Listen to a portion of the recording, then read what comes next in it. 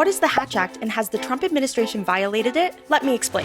The Hatch Act is a law that prevents federal employees from participating in partisan political activity while on duty, including when they are inside a government building and when they are wearing a uniform or official insignia that identifies their position. According to Congress.gov, the act applies to most executive branch employees as well as certain state and local employees. Partisan political activities are defined as activities directed toward the success or failure of a political party, candidate for partisan political office, or partisan political group. Those covered by the act are not allowed to use their official authority to influence campaigns or elections. A Department of Justice fact sheet states that the Hatch Act's purpose is to maintain a politically neutral workplace. Notably, the president, vice president, and members of the uniformed services are expressly excluded from coverage. This means that if Trump says, "Not one Democrat voted for us," and I think we use it in the campaign that's coming up, the midterms, they wouldn't vote only because they hate Trump. But I hate them too.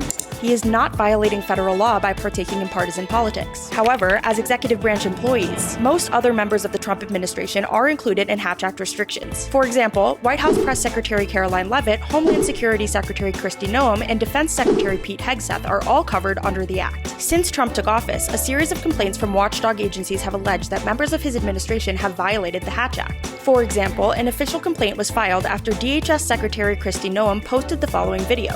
Democrats in Congress refuse to fund the federal government, and because of this, many of our operations are impacted. One senator called for an investigation into the alleged violation, writing that Secretary Noem's video can only be reasonably interpreted as a partisan message intended to misleadingly malign the Trump administration's political opponents, convince Americans to blame Democrats in Congress for the ongoing government shutdown, and influence their future votes. Another complaint emerged against Press Secretary Caroline Leavitt after she said the following about New York City mayoral candidate Zohran Mamdani. Certainly he does not want this individual to be elected. I was just speaking to him about it and his radical policies that will completely crush New York City. Additionally, a number of complaints have been filed for the Trump administration's publication of partisan messages on the White House website, including a page explicitly blaming Democrats for the government shutdown. While these complaints may prompt further investigation into specific matters, they currently do not constitute definitive legal findings that the Hatch Act has been violated. The final decision is left up to the MSPB, an independent quasi-judicial body, to determine whether a violation has occurred and impose applicable penalties.